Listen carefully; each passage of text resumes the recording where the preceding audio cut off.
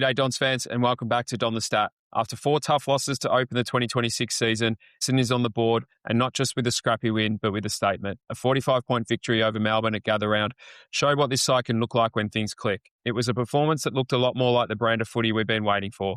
But as we know, 1 week doesn't make a season. This week presents a different kind of challenge. We head up to the Gold Coast to take on the Suns, a side that's dropped their last 2 and will be desperate to respond on their home deck. For Essendon, it's about backing up. For the Suns, it's about avoiding an eclipse. I'm Jonathan Walsh, and joining me, as always, is my co-host, Ian Hume. Humie, it's nice to ask you this after a win, but how's things? Certainly been a while since you've been able to do that. Hey, Jono, asking me about leading to a podcast after a win. What a difference a week makes. We were staring down the barrel of after our 17th loss doing last week's episode. But, those days after a win, there's a spring in your step and the light is shining that much brighter. Obviously, I made it over to Gather Round once again. Had a great time over there, and every Essendon fan did as well watching there on the Adelaide Hill. It makes doing the podcast a whole lot more fun. I'm really excited to get into it tonight and then to preview a clash against some opponents have shown some vulnerabilities these past couple of weeks. How are you doing, Jono? Yeah, much like you, mate. I wasn't in Adelaide, of course, but watched it in Melbourne. And yeah, life's always a little bit better when your footy team wins. I think I've got better over the years of not letting footy results, which you probably need to do as an Essendon supporter, not dictate my mood and my emotions all that much. But yeah, it's certainly nice to have a win and see the excitement of Essendon fans, both at the ground and in the Patreon community, and also those that were at the pub that I watched it at last Saturday. So yeah, mate, it's been a good week, and I'm looking forward. I'm heading up to the Gold Coast tomorrow ahead of the game on Saturday, so looking forward to getting up there. Indeed, you mentioned the Patreon community there. As always, a big thanks to everyone who supports us on Patreon, and as always, big thanks to those who have signed up this week in Danny Goss, Nate, and Steve Kenny. So thanks for joining the community. He's hoping we can have a similar experience in the Patreon chat this week as we play the Suns. Yeah, I assume that's not Nate Caddy. He'd be... I assume he's got much better things to do than spend time with us. But thanks to those 3 for jumping on board. I think what's been great in the community this week has been, we've all been on replay watch. I think we've all watched it multiple times, or most of us have. And everyone keeps finding different things, little tactics, little bits of play that really mattered. And there's lots of screen grabs and little video clips being shared of bits and pieces throughout the game. Ones that you missed live, Humie, ones that I missed, watching replays and stuff like that. So yeah, it's nice to see that sort of analysis be done across the group now. And yeah, I'm learning as much as ever before, which has been great fun. Yeah, indeed. You made the point there of people doing their own analysis. We've had Josh on doing some stuff with us before, and I saw long time a friend of the show, Vince, do a few deep dives there. And some screen grabs there. So thanks to Vince for doing that as well. Got another special episode planned for this week with another patron. So expect that to come out on the Patreon on Tuesday. Well, look, that's enough faffing about. You ready to get into the first Essendon win we've been able to talk about in nearly a year, Jono? Yeah, I mean, every week I say yes, but this week I actually mean it. So let's do it. Well, look, Jono, if we're all going to die one day, first we must live. And there's not many better days to be alive when your football team puts on a display like that.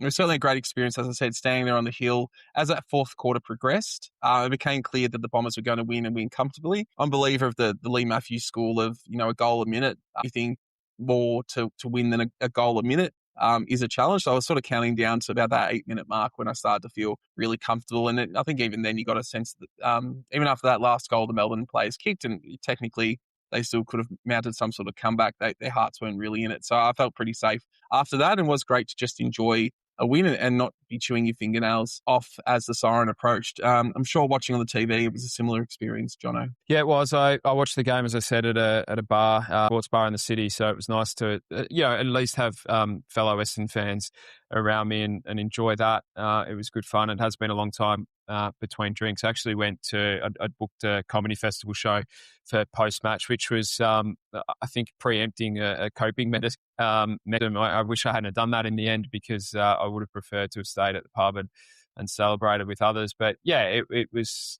like you said, it was really nice to enjoy the last 10 minutes knowing that we had the game won. Our highest winning margin since round 11, 2023. A long time between drinks, but also just a long time since we felt comfortable watching an Essendon game in the last quarter. Yeah, indeed. It was certainly our most complete performance I would say. I think all aspects of the ground work really well. And other than a couple of small patches, and pretty much every game, regardless of the result, there's going to be a patch where the opposition gets on top. It's how you manage it.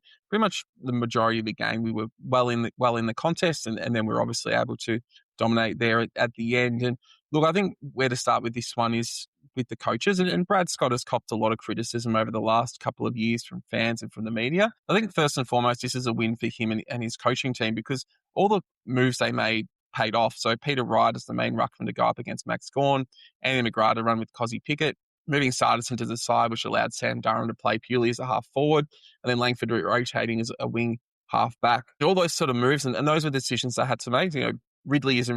Bringing Ridley into the side isn't really a decision that the coach has to make. That's just going to happen given the quality of player he is and when he's available. But it's those decisions and choices that the coach has made in that matchup against the Demons, and thinking about what the threats for the Demons were, they all paid off. So big props to the coaching staff for that win there, because again, a lot of the decisions and messages that they put out there is what resulted in that win. Yeah, it's a good shout. I think if we go back to last week and the preview for this game, we really questioned what we took out of the Dogs game and whether the players would just relax or not so much. Relax is the wrong word, but just get a sense that, well, we only got back into the game because the Dogs took it easy, or whether they would take confidence out of it. So I think that's the first thing that the Dogs really did. Or that second half of the Dogs game really did give us a boost in confidence and prove to our young players in particular that the type of football we're trying to play when we execute it well really does stand up. Those moves you mentioned were really, really important.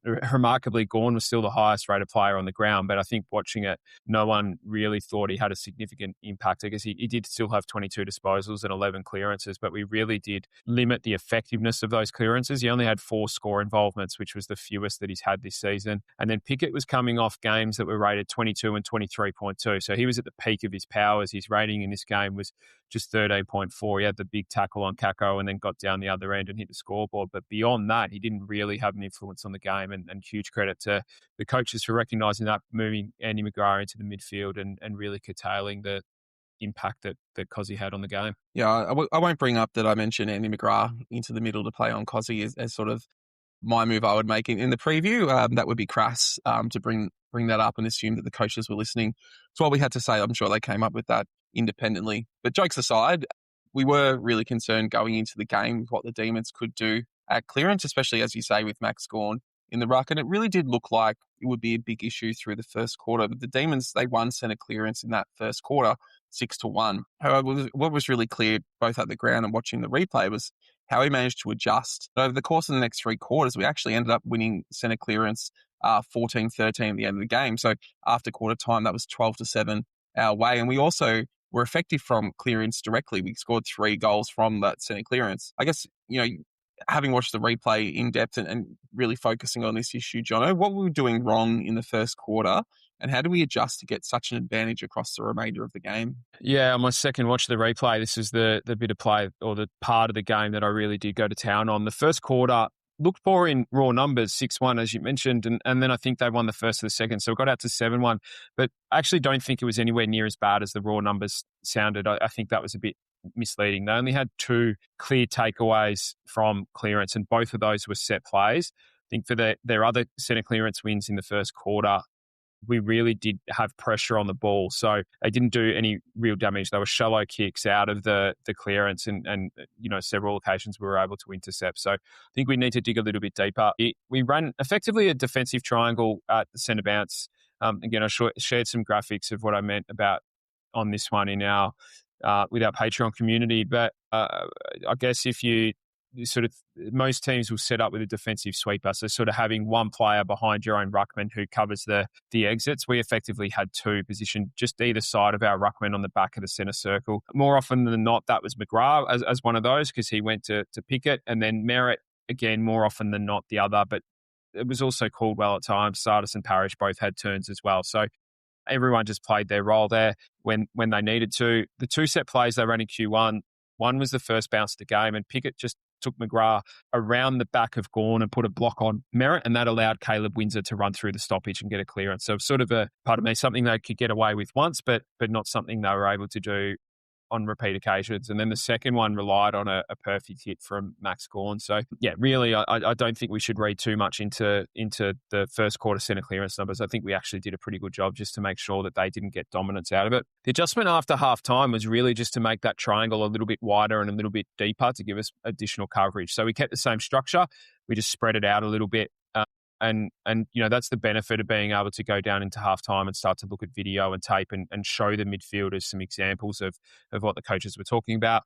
We defended Gawn's hitting zones really well. We had coverage against exits from the front of the stoppage, and it just gave us real balance to ensure one of our problems when we've set up close to the clearance or the hit zone, all of our mids get sucked into the contest and we don't have that outer layer to either defend or receive.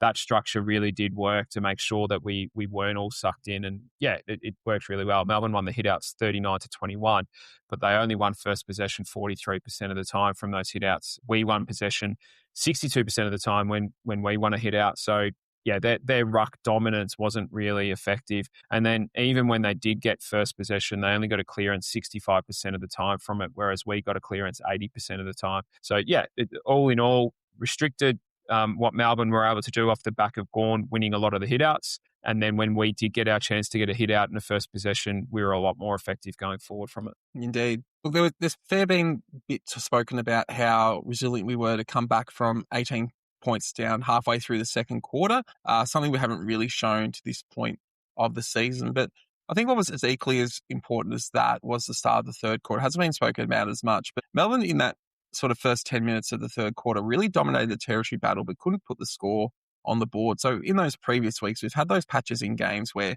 teams who've been able to get that territory dominance have really hurt us. I think about that North Melbourne game where it was sort of that 10 minutes in the third quarter that really set up their win, where we just couldn't control the ball and we allowed them the territory and they got the score on the board. Similar thing was happening with Melbourne with them getting the territory, but we prevented them from kicking the goals that we've been conceding in previous weeks. So I think the fact that they were to resolve and hold on that pressure that Melbourne were putting on and then rebound the other way was as pleasing, I think, as coming back from that 18-point down margin in the second quarter. Yeah, good shout on both fronts. I think most Essendon fans would have been forgiven for thinking, here we go again, when they got out to 18 points. We'd sort of done really well for the first quarter and a bit. We'd missed some opportunities. We'd had more scoring shots, but kicked behind. So they were really clean and effective when they did go forward and were able to be really accurate in front of goal.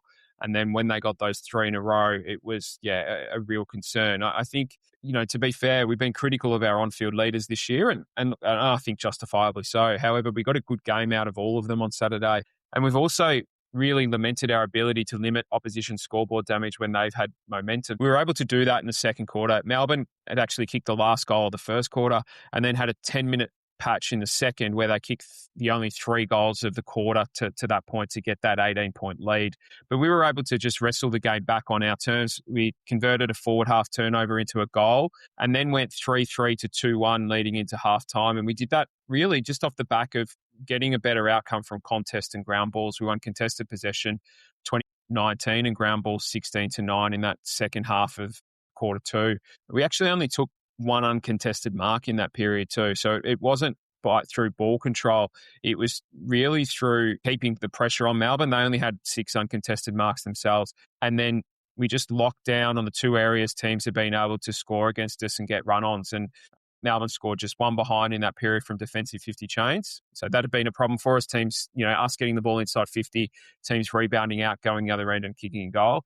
And then also the ball going into the midfield, back to the centre bounce and scoring goals from centre bounces. They didn't score at all from centre bounces in that back half of the second quarter. So I think, big win there just to turn the game into a scrap, get numbers and pressure around the contest and get some goals our way through turnover. And then you're right, that first 10 minutes of quarter 3, they did have territory. They evened up around the contest, but we were able to restrict their ability to score. We took our only chance at goal as well in that period. So that's the other thing that we haven't been able to do. When opposition teams have had momentum or had field position, when we have got the ball down the other end and got a rare opportunity, we haven't nailed it. And in this occasion, Dave Wicks was able to nail his set shot. And then we got possession. We slowed their momentum by controlling the footy. We took 16 uncontested marks in that window. And then the Archie Roberts bomb from outside 50 was really the momentum shifter, wasn't it? I think in the next 15 minutes, it was 4 goals, 1-1 goal. Contested possession was 23-8 our way. Uncontested marks 15-10. Ground balls 13-5. Forward 50 ground balls 5-2. We kicked 2 goals on turnover, 1 from a centre bounce and 1 from a forward half ball up. And then, we actually kicked 3 goals in 4 minutes late in Q3. So that was the other thing that we haven't been able to do, is when we've had momentum, really double down on that damage and put scoreboard pressure on. So, 3 goals in 4 minutes late in the third quarter, 4-1-0 in 7 minutes in Q4 to then really blow it open. So, I think the perfect game's too strong a word, but all of the scenarios that we found ourselves in recent weeks and recent years where, haven't been able to do scoreboard damage when we've had momentum, giving up too many scores, not being able to wrestle it back when the opposition have, we were able to put into practice the other way and get a really good outcome. And really nice to be on the other side of it for a change. Indeed. And one of the big factors in that third quarter, the momentum shift, was Darcy Parish. And you and I have both been big fans of Darcy Parish and what he can provide at his best. And it's been a long time since we've seen it, and he's had a slow start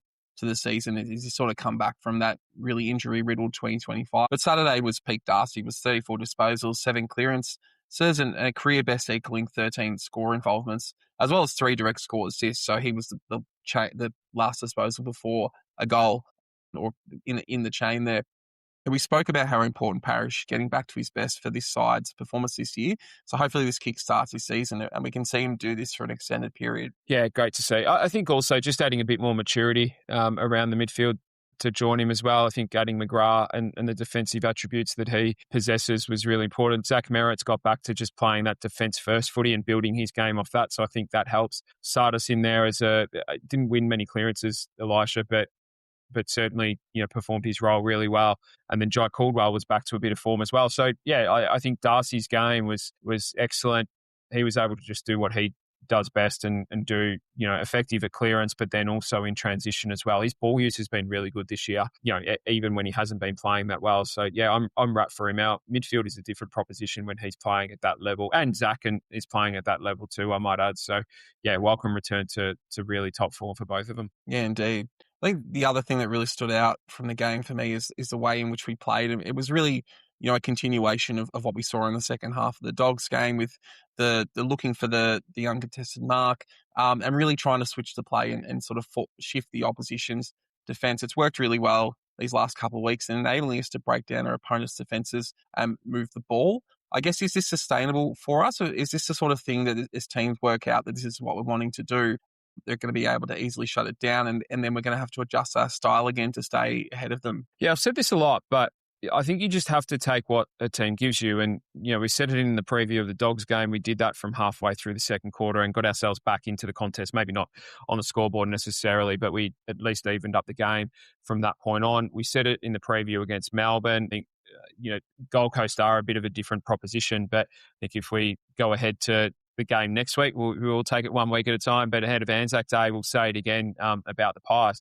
I do think that the analysts have missed a bit of in the beat up and how they've talked about this. And not all of them, but a couple of examples went to town saying it's an unsustainable brand of football. But it was 49 uncontested marks to 39 in the first half, and it was a 6-point margin against us, and we'd had 4 more scoring shots than the Ds. The AFL average is 83.5 uncontested marks a game. Brisbane, number 1, they average 100. Hawthorn, second, they average 99. So we're above the AFL average, but on par with the 2 flag favourites for the number of uncontested marks we've taken in that first half.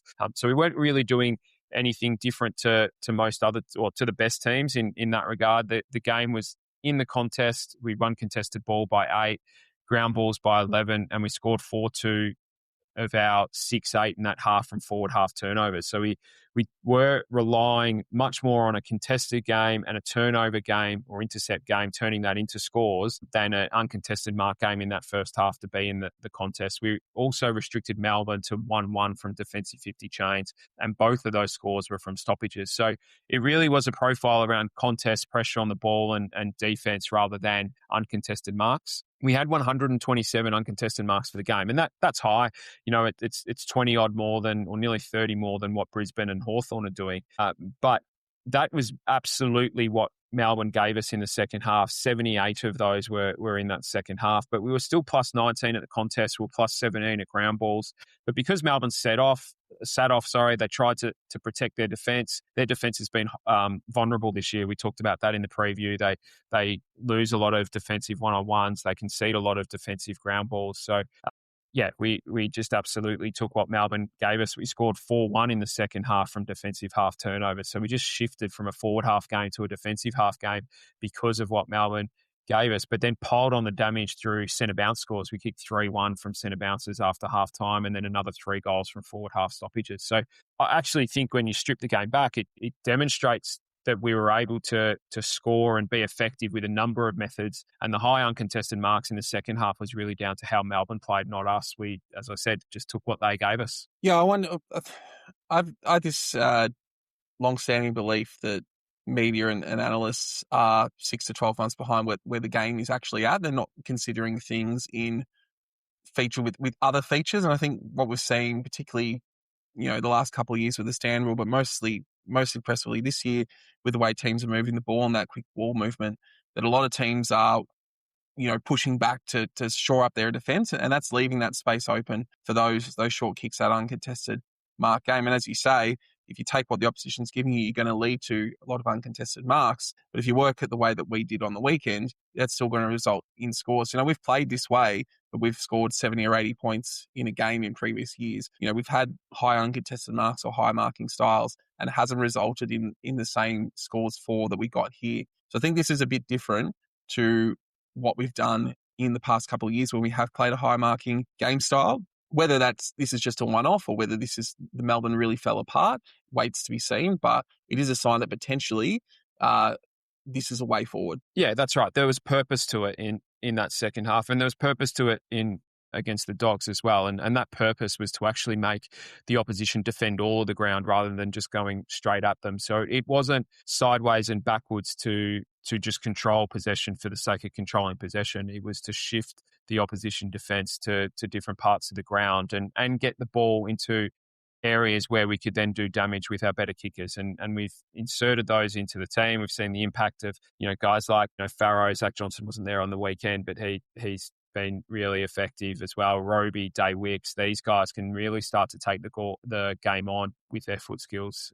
Archie Roberts has really started to take the game on more with his kicks as well and making better decisions. So, yeah, I think those that have been critical of the number of uncontested marks we've taken likely didn't watch the game and how it played out, or they're stuck on a number rather than actually, recognising the fact that the games are played against an opposition and you need to look at what's in front of you. Yeah, indeed. I think, another thing that we say quite often is things aren't as bad as they seem and things aren't as good as they seem. And I think looking at the side that we put out against the Demons, I'm a bit concerned that we are quite tall. There were times there we had all of Ridley, Reid, Kai, Langford and Blackiston in the back line at a set of bounce. Against a side in the Demons that didn't have an overly tall forward line. Having Wright in the ruck for so much of the game at the forward line structure of Edwards, Caddy and May worked quite well. But for me, the structure of the team does seem a bit tall for all situations. Do you think we can maintain this level of height in our side going forward? No, is the short answer. I think it's got to be horses for courses, or at least it needs to be. You wouldn't want that set up against, Hawthorn and Brisbane, Sydney as well, even though Sydney do have sort of the 3 tall forwards. They're teams that are highly reliant on their half forwards and small forwards. I think it worked against Melbourne because we restricted their clearance game.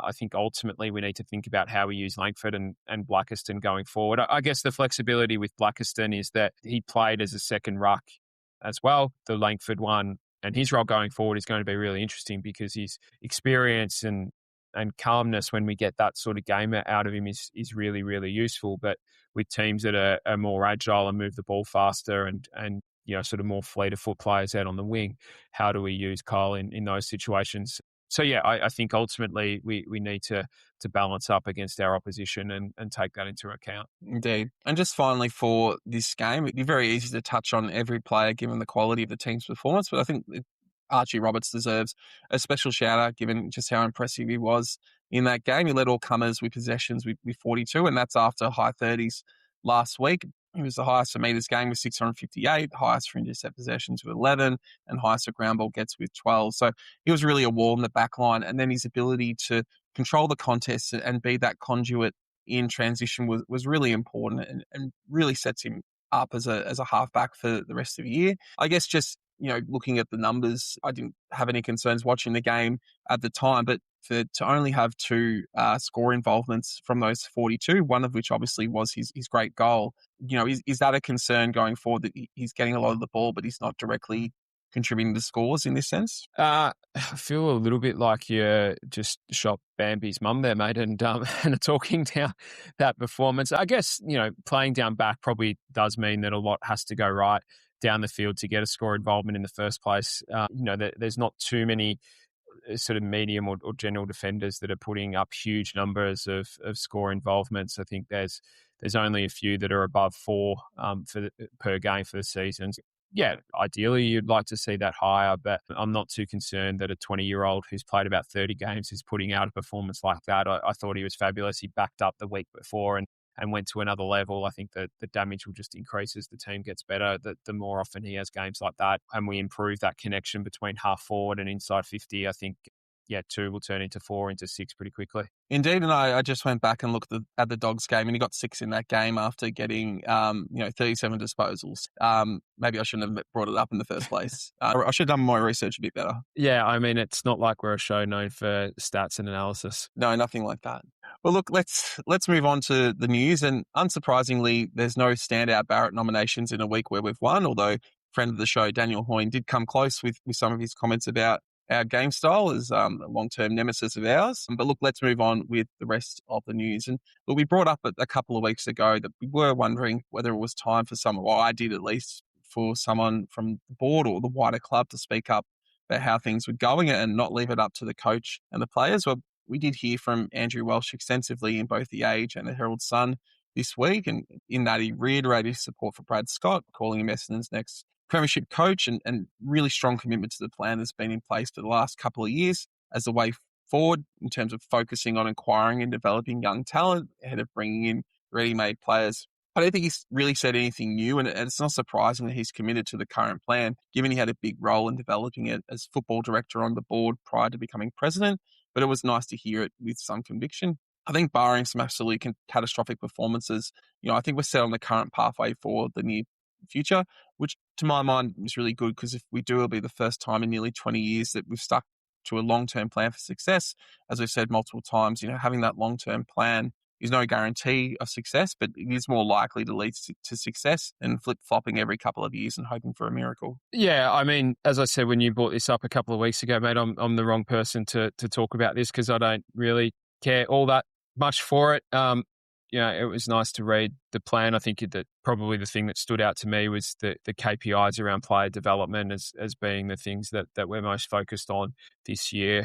I thought that was nice to put out there, because I'm not sure that had truly been shared in the past. It's something that I'd heard a little bit of insight on from conversations I'd had previously, but not seen it, I guess, published. So I thought that was good. But yeah, I think beyond that, I think people that are on board with the plan and knew largely what it was about probably would have liked to have heard it, and it reinforced their views. I think those that aren't convinced of Brad Scott and don't want him there as coach probably have just dismissed it as, well, what else do you expect the president to say? And then there's probably some extreme views of, oh, this is normally what a president says before they sack a coach. So there's probably a bit of that. So I don't think it probably changes much for the unconverted. I think it probably just reaches those that are already preaching from the same hymn book, and they feel some comfort out of it. But yeah, look, I think nonetheless, we have a football department and a board that are well and truly aligned with the direction of the club, and they're all working towards the same thing. And we just haven't had that at our footy club for a long, long time. So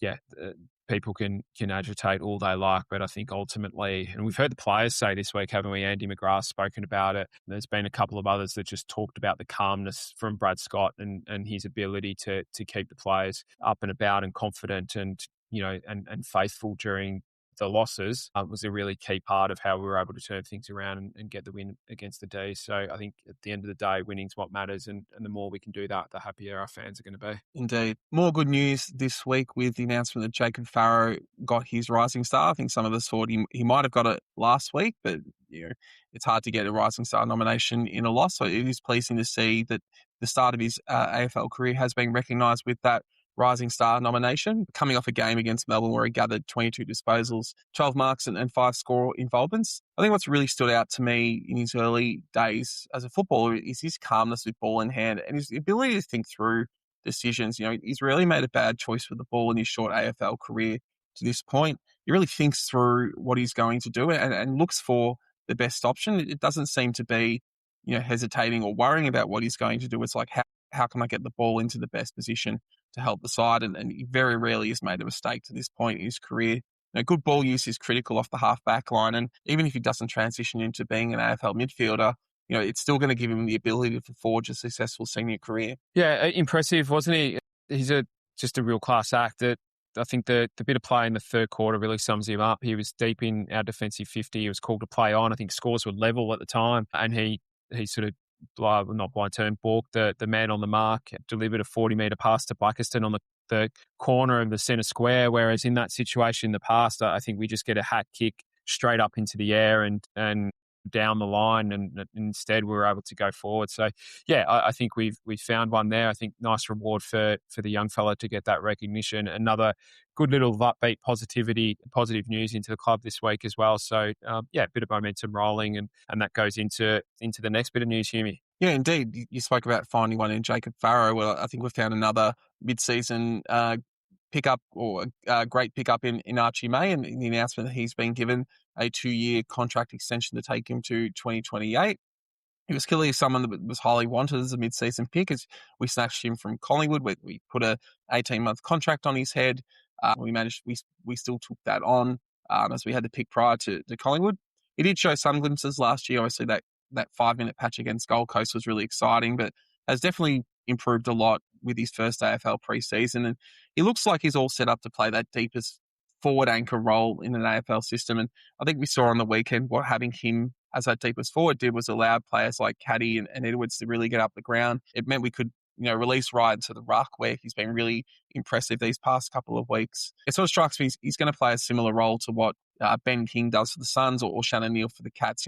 Low possession but high impact and really important for the structure of the side. Obviously, he's nowhere near the level of those players yet, but I think that's sort of what you're looking for. Currently, this season, he's 11th in the comp for contested marks. So those who've played 4 more games on average, he's averaging 1.75 contested marks per game, which is important as that deepest forward. It doesn't sound like a lot, but if you can take those contested marks and then at least halve most of the other contests that you find themselves in, you're giving your team the best chance to score there. You can really sort of see where he's heading, and hopefully that's another piece of our future locked in. Yeah.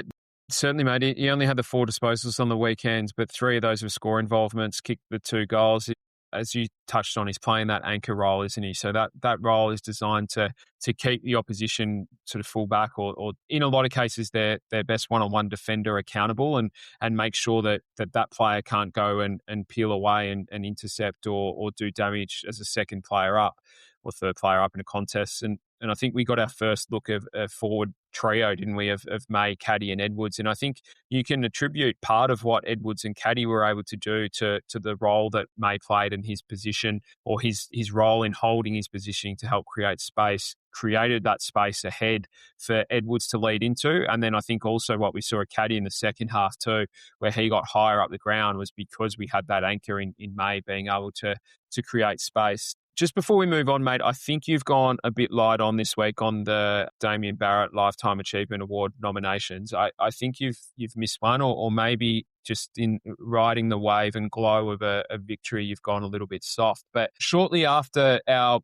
victory, listener to the show, which we know because he commented on our Twitter last season, John Ralph put out a piece where he it was basically hinting that Essendon made a misstep he did say that both clubs would be happy, but I think just trying to give us a little bit of a subtle whack.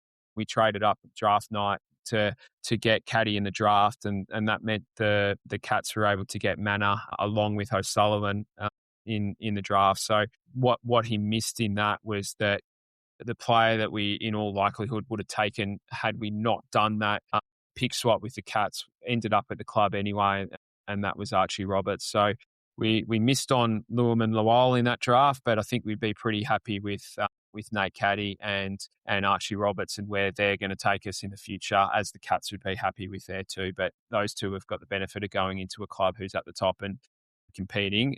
Our guys are being part of our growth in the future. Indeed, and just on that Archie Roberts pickup, as friend of the show, James Lowry found an article from last year that you wrote on our website pointing out that the Archie Roberts pick, the way in which we got that pick that took Archie Roberts was from the D'Ambrosio trade. So as much as we get kicked for letting D'Ambrosio go, we did manage to get some gold out of it in Archie Roberts. Yeah, we certainly did. Yeah, this spot opened up because of that decision, albeit maybe we could have found a way to have both, but all's well that ends well. I think if I had the choice between the two now, I'd be going with our guy every day of the week. Indeed. Well, look, let's get on to our competition for this week in the Suns. And last season, the Suns had their most successful season in their history, finishing the regular or after regular season in seventh with 15 wins and a percentage of 124.9. They then won their elimination final against the Dockers before going down by 53 points to the Lions in the semi-final. So far this season, they've won their first 3 games against the Cats, Eagles and Tigers before consecutive losses to the Demons and Swans. Currently, they're sitting in 5th with a percentage of 132. Yeah, a bit hard to know exactly what to make of the Suns so far in 2026. They have made a fair number of changes to their side, which we'll get onto in a second. They were impressive in opening round against the Cats, winning by 69 points. They just did what they needed to do against West Coast at home and then Richmond at the G, won those games by 59 and 68. But both Melbourne at the G and Sydney at Norwood in gather round, really did just run over the top of them, out pressure and beat them around clearance and stoppage in games that were, relatively balanced at halftime. So, yeah, it's been a real mixed bag for them so far. Well, the Suns last year were the 6th highest for scores in 2025, averaging 92 points per game. So far this year, that has increased to 108, which is the second best in the comp. As you sort of point out, they have had a couple of easy kills in the Tigers and the Eagles to that point. The defense is giving up a goal a game more so far this year, but that is also in line with the increase in scoring across the competition this year. So effectively, they're about the same defensively as they were last year. They've been one of the best territory sides these past 2 years. They're ranked 2nd for inside 50 differential in both years. For all the entries they generate, though, they do tend to be wasteful. They're ranked 10th for efficiency inside 50 both last year and this year, whilst their defensive efficiency has also been around average, so 7th in 2025 and 10th in 2026. So it's really the territory that they generate that is helping them win games effectively. It's not necessarily their skill at entering 50 or their ability to defend when their opposition goes inside 50. It's more weight of numbers that has been seeing the Suns win. Yeah, I mean, that's a feature of the Damien Hardwick game plan. That's how he set up Richmond to 3 flags. I think the first of the 3 games also are doing the heavy lifting. They scored 125, 131 and 128 in those 3 games. It was 89 points against Melbourne, which is still a decent score, but they did kick really straight in that game. They kicked 14-5 and then not so straight against the Swans. They kicked 9-14 and scored just 68 points for that game. In that game against Geelong, they scored 11-5 from forward half turnovers, and that kind of is the pinnacle of their game. That's what they've set up and want to be able to do is, scrap and get the ball inside 50 and then set up to prevent it coming back out and be able to reset and score from turnovers in that sort of forward half of centre. Melbourne and Sydney were both a lot more effective at winning the ball back in their back half and transitioning into scores against them. So Melbourne had 42 of their 55 intercepts in their own back half and scored 6-3 from defensive half turnovers. But it was a little bit of feast or famine. The Suns were able to score the same from forward half turnovers. So at least they neutralised in that part of the game and then were able to effectively win the game on clearance scores. For the Swans, it was similar. 51 of their 80 intercepts are in the back half. They scored 4-3 from defensive half turnovers. And again, the Suns scored 4-6 from forward half turnovers. But again, the Swans won on clearance scores. All up, they're 3rd in the AFL for scores on turnover, 4th for centre bounce scores, 6th for scores from throw-ins, and 9 from scores in ball-ups. But they're 14th in the AFL for scores from defensive 50 chains. We're actually 6th, though, for all the question marks over our ball movement this year, where we've been able to convert defensive 50 chains into scores. They're first half for scores from the attacking half of midfield and fourth from the defensive half of midfield. So that's the challenge for us is can we hold up and transition the ball into our own forward 50 to be able to bypass that defensive structure through the midfield zone that the Suns like to set up. Indeed. Moving into their engine room, the Suns have actually really struggled this season with their centre clearance work. They've dropped from +2 to -4.4 centre clearance differential per game. And I think there's probably an element of the ruck rules working against Jared Witts this year and the style of ruckman he is. And also they probably haven't had their A1 midfield together or all together at the same time, with Rao missing early games and then Petracca missing the last couple. But despite this, they are still scoring quite highly from this source. They're ranked fourth in the comp with 15.6 points per game and are only conceding one more point per game than they did last year, which was quite low from centre clearance. The stoppage game has also dropped away slightly, going from +1.4 last year to -1 this year. And the contested ball has been a big indicator of their wins and losses so far this year, which isn't that different to a lot of sides. In wins, the Suns have been +4 at contested ball, and their losses have been -19. So it's a real big indicator for them as to whether they're going to win the game. Their ground ball gets have improved slightly from last year. They've gone from -1.2 to +2.6. So it's, that contested ball number in terms of wins and losses is a really big indicator for us. And obviously we did a lot of work in the contested space against the Demons, and we're going to have to do the same against the Suns if we're going to win. Yeah, we are. And look, they've lost clearance scores in their losses. When they lose contested ball, they lose clearance. They're -7.5 at clearance in their losses, which then means they're losing territory. They have a -10 inside 50 differential in their losses, and then they haven't been able to convert defensive 50 chains into scores. So, yeah, I think we again, it's only relatively early in the season. We've got 5 games to work on. 2 of their wins came against teams that, are likely going to be in the bottom 2 or 3. So we're just really trying to make a differentiation here between what happened in that Geelong game where they were really, really good, and then what's happened in the last 2 games where they've really struggled. Yeah. Finally, the Suns have played a really low marking style compared to the competition. They were ranked 16th in terms of marks last year and 13th this year of our mid-80 marks per game. They've generally been pretty good, though, at denying their opposition the ability to mark the ball, though, so they're ranked 6th best in marks against. Given how we won last week, this is going to be a challenge for us.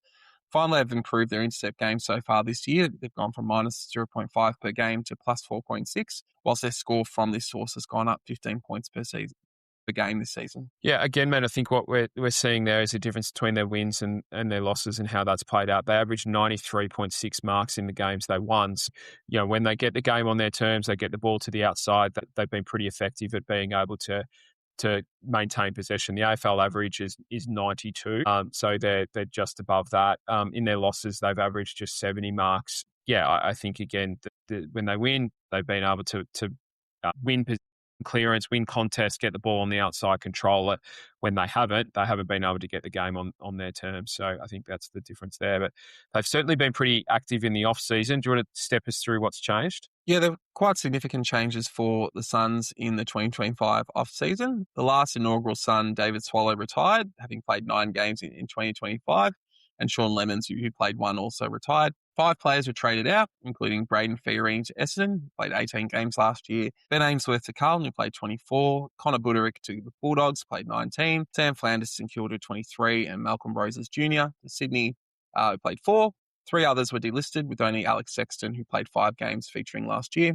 The Suns then brought in one of the biggest trade targets of 2025, adding Christian Petracca from Melbourne.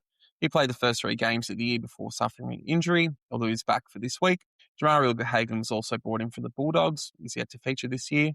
The Suns then drafted 5 players from their academy, including pick 2 Zeke Euland, who has played all 5 games, then pick 5 Dylan Patterson, pick 7 Jai Murray, pick 18 Bo Adensall, and pick 46 Kobe Coulson. The latter 4 of those are all yet to debut, as is the one not academy pick that they took in Avery Thomas. It's quite a luxury for them to offload so much depth, or then bring in top-tier trade targets and get so much draft talent in the same year. The talent on the list certainly gives them a high ceiling, but potentially the players who departed have made their floor a bit lower than people may have considered heading into the season. I think there was a lot of talk of the Suns sort of steamrolling all before them. As we've seen the last couple of weeks, it does seem like what they've lost has probably affected the bottom end of their performances, but with a view on they're going to have a higher ceiling going forward because of that, absolute lot of young talent they've been able to bring in. Yeah, you're right. I think it's meant that they're now the 15th oldest list. So what's that make them, the fourth youngest list in the competition this year? So they've given away a lot of experience. I think you're right. They do have less depth. I think they're going to be more susceptible to injuries because of it. And they're going to be really relying on the kids they've drafted in recent years, particularly through their academy. You know, Zeke Ewell, Leo Lombard, Will Graham, Ethan Reid are all 21 years and under. They've played every game so far this season. Jake Rogers has played 3 back this week. Lachlan Goulburn has played the last couple. So, yeah, it's not just Petracca they'll be hoping will make a difference to help them take the next step. It's the growth from those young guys and that really strong core of 23 to 26-year-olds that still have growth within them. I think it's not uncommon to see teams make a jump into playing finals and then come back for a year and then reset. You know, Melbourne, when you think back to when they won their flag, they went backwards again before they went forwards. The Crows did something similar more recently. So, yeah, interesting to see how it plays out for the Suns. But, let's sort of keep the focus on this week, mate, and move on to selection. We've just made the one change. Jackson Pryor's a little bit sore. He's been managed this week. He's been named as an emergency, which is probably a bit of a sign that he'll sit out the VFL and be the carryover emergency. He's okay to play if needed, but ideally he gets a week off and Saad Houli has come back into the team. Yeah, indeed. You mentioned the VFL there, and they're playing prior to the AFL at 9:00 in the morning. I used to play that, but I was playing South Yarra Thirds, absolute dog league. So yeah, for players on AFL list playing that early, I'm sure a lot of them haven't done that for many, many years when they were juniors. But it is always good to see the VFL and AFL line up like that. And you're right there, Pryor probably is the one that gets to hold over, and everyone who we need to get a game is going to get a VFL game this week. And I guess that's the luxury of winning and having depth to choose from, is you can manage players who may be carrying something. And Pryor, I think, has been really solid this year. I think he's too much of a whipping boy. Essendon fans always love to have at least one whipping boy. I'm sure that's the same across all teams. And I won't be surprised if he does come straight back in next week. It's actually the first game he's missed since coming to Essendon. I do think, though, that both of these players are sort of placeholders at the moment for when Mason Redmond comes back. I think Mason's way back into the side when he's fit is probably through the position that Saad and Jackson have swapped here. Yeah, look, I'm pleased to see Saad Houli get another chance. I thought he really turned a corner against the Dogs, and the week prior to that too, I think he gives us something different with ball in hand. I think he's got better defensively, and I think it's going to be a hot day up there. So I think another true running player who can do some damage on the outside, but also use his speed to close down gaps and pressure defensively, I think is going to be important. Indeed. And then on to the Gold Coast. We've touched on a couple of their changes already, and they've made 4, with Christian Petracca returning, as well as Bailey Humphrey, Jake Rogers and Oscar Adams. Out for them goes Sam Closey, Lachlan Goulburn and Alex Davies all being omitted, with Noah Anderson, who suffered from appendicitis, out of the side. Pretty handy ins for the Gold Coast, bringing back both Petracca and Humphreys, both players who are really dangerous forward of centre and really difficult matchups, as we'll touch on towards the end of the episode. Anderson out is a big loss, although his performance this season has been slightly off compared to the previous years. He's sort of down about 10-15% on his numbers from previous years, and just watching him, he's clearly been hampered by something, and it's probably been the appendicitis. So you would imagine that he gets that sorted, he can come back and have a big impact for the Suns in the back half of the year. Alex Davies is someone you've spoken about a lot, that you quite like as a player, and someone you wanted us to target to come to Essendon. It does look like that the Suns are wanting to speed up the players around the ball, and obviously with Petracca and Humphrey both coming back in, someone from that Suns midfield does need to miss out. Yeah, I'm actually a little bit surprised they left him out with Anderson out, given that Humphreys has played almost exclusively as a forward this year. Petracca has played a bit of a blend, but Oscar Adams might be a player that people aren't too familiar with, although he did debut against us last season. He's a 197 centimetre key defender.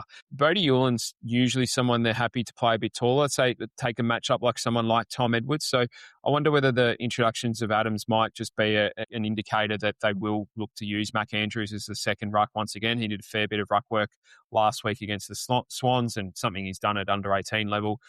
And used his athletic ability to be quite damaging. But it might also just mean that they want to ensure the likes of Noble, Powell, depending whether he plays back or midfield, and Rioli aren't exposed in the air against our half forwards like Durham and Roby and Day Wicks, who are pretty strong overhead. So what it does do is just give them some options and flexibility there. So interesting to see how they line up come Saturday. But what did you make of the Suns game against the Swans last week, mate? Yes, John, I was watching this in a haze of delirium at the Strathmore on North Terrace with fellow Dons fans, James, Rob and Rachel. Shout out to those who joined in the celebrations post-game. But we did get to see that Sydney 14-16-100 defeat Gold Coast 9-14-68. It was a 5-goal 6 to 2-goal 1 first quarter that saw the Suns fall behind in the game. And they did have periods of ascendancy throughout the rest of the clash, but the Suns really could never get closer than 10 points and ultimately lost to the Swans by 32. If you look through the team stats, are fairly similar, a couple of points either way. Particularly in clearance, the Swans having a slight advantage in clearance and intercept and inside 50s. It was really the Swans' ability to find targets inside 50 compared to the Suns that stood out. The Suns conceded 16 marks inside 50 whilst only taking 4, and then they didn't take a contested mark for the game whilst the Swans took 10. Brownlow medalist Matt Rowell led the way for the Suns with 32 disposals and 8 clearances, whilst Bodie Hewlin and Tuke Miller both had 26. Ben Long kicked 3 goals for the Suns, whilst Ben King and Jed Bolter both kicked 2. Yeah, the Swans, like the Demons before, did a really good job of keeping Sam Collins accountable. It took 14 intercept marks across the first 3 weeks of the season to be top couple in the competition, but only 3 in the past 2 matches. So I think that the Swans' tools really held the Swans accountable in the air, got their smalls into the game. Papley, Warner, Roses, Heaney kicked 9 of their 14 goals between them. They were their only multiple goal kickers of the game. Logan McDonald was their only tall to kick a goal. So it really was the small running players that did the damage. And then the Swans just outworked them at the contest, plus 16 at contested ball, despite having 60 more disposals than the Suns. They also out-hunted them. They had a massive 97 tackles for the game, the Swans, to just 52. The AFL average is 58. So the Suns 52 wasn't too bad, but the Swans all but doubled them in tackle count despite having a lot more of the footy. Yeah, I think the dimensions of Norwood probably play a part in that, being such a narrow ground. It's much tighter and it probably lends itself to a more contested game and more tackles, but again, it does give you a bit of a blueprint of what to do against the Suns. Turning to the clash this week, last week we were concerned about how we'd handle the clearance battle against Gawn, Pickett and Steele, and this week there's a similar challenge, although the Suns probably do bat deeper in midfielders, even with Anderson out. So if you think about Miller and Rowell and then obviously bringing in explosive midfielders like Petracca and Humphrey, it does change the dynamic for the Suns compared to last week. And we touched on Jared Witts potentially having issues, and you sort of talked on the way in which the selected side might make them feel more like releasing Mac Andrew into the ruck this week, which will be a different challenge to what you would normally expect against the Suns. So what do you think the big issues for us this week are in terms of sort of matching the performance that we had against the Demons in the contested and clearance space? Yeah, as I said before, it's interesting that with Anderson out, they did elect to drop Davies, but as we know, Petracca's back and Rao's now into his 3rd game back, so they'll be expecting to build off them. Miller played mostly as a half forward in the first 3 games of the season, but has increased his midfield time in the last couple of weeks. So I expect we'll see Rao, Miller, Petracca and Graham as their core 4, with Powell potentially. He played through the midfield last week, but has been at half-back for most of the year. And then Humphrey, we'll probably see him rotate through there at times as well. The Suns are 5th in the AFL for hardball gets, but they're ranked 14th in the AFL for first possession and 12th for converting a first possession into a clearance. I think I'd like to see us go with a similar setup as last week. I expect that the Suns will dominate hitouts. They're 4th in the AFL for a hit-out win percentage, so percentage of ruck contests that result in a Gold Coast Suns hit-out.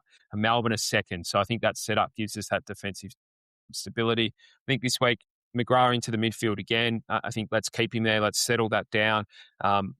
Again, 1 week at a time. But if we look forward to next week, there's a pretty obvious player for McGrath to go through into the midfield. So let's run with that again. I think it's Petracca for me. He's their number 1 impact player. He averages 12 score involvements a game. Bailey Humphries is their next best at 7.5. So it is a big gap. between the two, as good as Bailey Humphries has been. So, yeah, I think he'll be the one that gets on a move and it's quite powerful and dynamic. So I think it's a big test for Andy, but I think he's defensive will sets him up really well to be able to do that. And then that lets Caldwell do the bulk of duties on Rowell at centre bounce like he did on Steele last week. And then I do expect they'll use Mack as the second ruck. I think that's a good opportunity for Blackiston to jump against him and potentially even see if he can get Mack going the other way. I think Mack's a very offensive-minded, defender when he's there, but ruckman as well. And Blackiston's proven that if we get a little bit of ascendancy in clearance, he can really hurt the opposition ruckman pushing forward. So, yeah, it'll be an interesting duel, that one. I do really hope, just as a pure football spectacle, that we get to see it happen. Indeed. Looking at the Suns forwards in the past few games we played against the Suns over the last couple of years, both Ben Long and Ben King have got hold of us in recent games. And if Andy does continue in the midfield, that does really open the question who does play on Ben Long. You might have even said prior if he'd been playing, but he's out as well. So really challenging matchup for us this week in Long. And then King, obviously, is a really challenging matchup. Whatever people we had there, I think we've seen Mackay go to him and really struggle with him on the lead. I think it's probably a Zach Reid needs to go to him first on this occasion. And then I've talked about Humphrey and Petracca and concerns about matchups we have on them because, again, they're really powerful body types that, again, I'm not sure our current defensive makeup really has matchups for. You mentioned there that the Humphrey's mostly playing as a forward, but again, it is something that does concern me about how we're going to handle those two. Yeah, I mean, it is. They've got a lot of dangerous options ahead of the footy, and then midfielders who can do damage on the scoreboard as well. But I think, last week we would have had concerns going into the game about the likes of Pickett and Bailey Fritsch. I think the week before, obviously Darcy and Norton. But what we saw in both of those games was when our contest work and our pressure was good enough, so was our defending. So, yeah, I think Bailey Humphrey will predominantly play as a high half forward, particularly given that it seems that Tuke Miller, with Anderson out, will play through the midfield. I think Roberts likely ends up with that matchup.